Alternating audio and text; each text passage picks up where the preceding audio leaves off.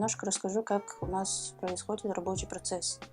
К нам приходит клиент, отправляет заявку, это может быть холодные звонки, встречи, и так далее.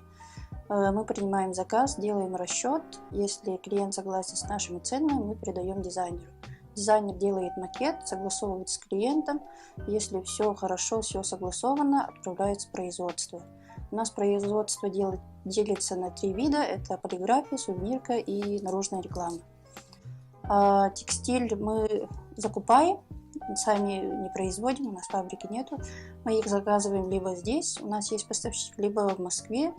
И у нас там 3 поставщика, которые нам доставляют очень хорошую продукцию, текстиль.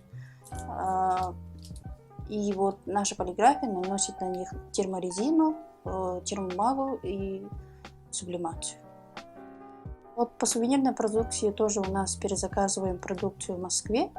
У нас там 2 поставщика, которые поставляют нас промо-продукцию и бит-продукцию. И когда они приходят сюда, с Москвы, отдел сувенирки у нас наносят УФ-печать, ультрафиолетовую печать, либо же гравировку. Широкоформатная печать у нас наружная реклама, это у нас самое простое, это широкоформатная печать. У нас есть оборудование, которое печатает плотностью 3 метра. Также есть интерьерная печать, которая печатает шириной 1,2 метра. За качеством работы всегда следят начальники производства, но мы сами тоже участвуем в этом.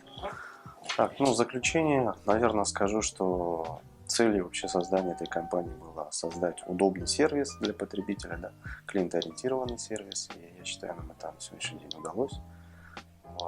А всем начинающим предпринимателям я порекомендую пользоваться мерами господдержки на старте вашего предприятия.